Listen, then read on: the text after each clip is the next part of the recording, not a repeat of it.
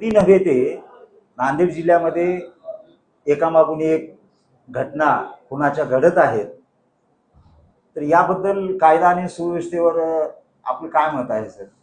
नाही, एक तर जे नांदेड शहरामध्ये गुंडाराज झालंय ते काही एका दिवसामध्ये गुंडाराज निर्माण झालेला नाही, परंतु ज्यांचे मर्डर झाले त्यांचे रेकॉर्ड तपासलं पाहिजे. पोलीस प्रशासनाचा वचक हा आवश्यक आहेच,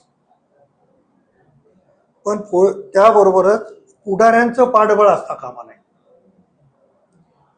आपण धर्माबादला बघितलं की सट्टा चालवणारे, मटके चालवणारे जे तेलंगणा पोलिसाच्या वॉन्टेड मध्ये आहेत ते कोणत्यातरी पुढाऱ्याच्या आश्रयाखाली आहेत. पण अशा लोकांना जर पुढाऱ्याने आश्रय दिला तर गुंडाराज निर्माण होणारच आहे. नांदेड शहरामध्ये लागोपाठ 5 खून झाले, त्यामुळे पोलिसांनी याची दक्षता घेण्याची आवश्यकता आहे. पोलिसांनी त्याच्यावर कठोर कारवाई केली पाहिजे आणि कुठल्याही पुढाऱ्याचं या संदर्भात काही म्हणणं असेल तर ते ऐकलं नाही पाहिजे.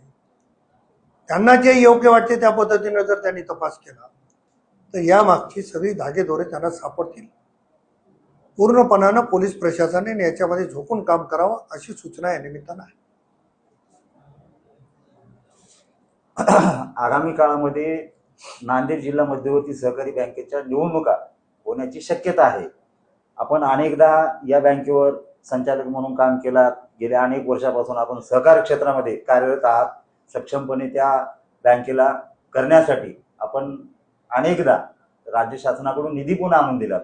मग आगामी काळामध्ये आपण या निवडणुकीच्या रिंगणामध्ये उतरण्यासाठी किंवा आपल्या समर्थकांना मैदानात उतरण्यासाठी आपली राष्ट्रवादी काँग्रेस पक्ष, अजित पवार पक्षाची काय नेमकी भूमिका राहील? एक तर सहकारामध्ये पक्षाचा विषय निर्माण होत नाही आणि मला बँकेला उभा राहता येत नाही, कारण नवीन जो काही नियम आला त्याच्यामुळे 10 वर्ष जो सतत आहे त्याला उभा राहता येत नाही. त्याच्यामुळं मी असेल, प्रवीण पाटील असतील, आमच्या दोघांनी उभा राहता येत नाही. पण मी 4 टर्म जिल्हा बँकेमध्ये काम केलं, बँकेचा उपाध्यक्ष म्हणून काम केलं, बँकेचा अध्यक्ष म्हणून काम केलं.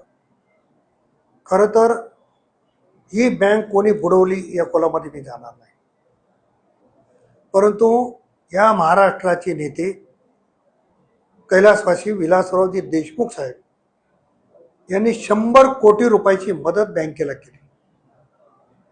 विलासराव साहेबांनी जर ती मदत केली नसती तर आजही ही बँक रसातळाला गेली असती. या बँकेवर, या जिल्ह्यावर ही बँक वाचण्यासाठी विलासराव देशमुख साहेबांचे फार मोठे उपकार आहेत. आज कोणी म्हणत असेल की मी केलं ते केलं, रेकॉर्ड समोर आहे. म्हणून ती बँक आज चांगल्या स्थितीमध्ये आणण्याचं काम मध्ये माझ्या नेतृत्वाखाली 5 वर्ष संचालक मंडळ होतं. आज खतगावकर साहेबांच्या नेतृत्वाखाली 5 वर्ष झालं संचालक मंडळ आहे.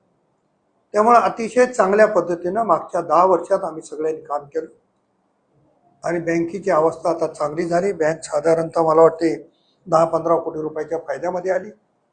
ठेवी वाढल्या, कर्ज वाढलं, NPA कमी झाला. त्यामुळं बँकेची स्थिती चांगली झाल्यावर अनेक लोक आता निवडणुकीच्या मैदानात उतरण्याचा प्रयत्न करतात. पण जेव्हा बँक वाईट परिस्थितीत होती तेव्हा बँकेला मदत कोणी केली नाही. तेव्हा निवडणुकीत उतरण्याचा प्रयत्न केला तरी लोकांनी उतरू दिलं नाही, असं काहीतरी असूच शकते. परंतु आता बँक चांगल्या स्थितीत आहे. बँकेच्या याच्यामध्ये कुठल्याही पक्षाचं राजकारण नाही. सगळे मिळून ती बँक चांगली झाली पाहिजे याच्यासाठी प्रयत्न करावा. राहिला कंधार आणि लोह्याचा प्रश्न, सगळ्या सभासदांना एकत्रित करून कंधारमध्ये 77 मतदार होतील, लोह्यामध्ये 90 मतदार होतील. या सगळ्यांना विश्वासात घेऊन कोणाला निवडणुकीला उभा करायचं, सर्वांना होते निवडण्याचा माझा स्वतःचा मानस आहे. अशी चर्चा आहे की महाराष्ट्राचे माजी मुख्यमंत्री अशोकरावजी चव्हाण हे निवडणुकीच्या रिंगणामध्ये जिल्हा बँकेच्या येण्याची चर्चा चालू आहे. तर त्यांनी या निवडणुकीमध्ये अशा एखाद्या जिल्हा बँकेच्या निवडणुकीमध्ये यावं, यावर आपलं काय मत आहे? राजकारणाचा ज्याचा त्याचा भाग आहे, त्यांना काय योग्य वाटते ते त्यांनी ठरवावं. मी त्यांच्याबद्दल बोलणं उचित होणार नाही. आणि ते सक्षम आहेत कसा निर्णय घ्यायचा. ते आले तरी स्वागत आहे, नाही आले तरी स्वागत आहे. आपल्या कंधार लोहा तालुक्यामधून जिल्हा बँकेवर प्रणिताताई म्हणजे पुढे संभाव्य उमेदवार असतील का?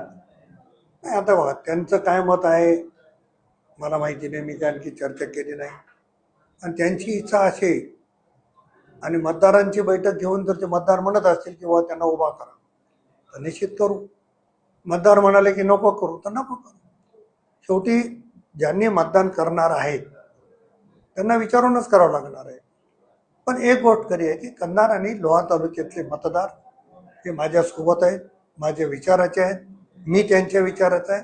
ती एक आमची साखळी आहे, ती साखळी आम्ही कायम ठेवण्याचा प्रयत्न या निमित्तानं निश्चित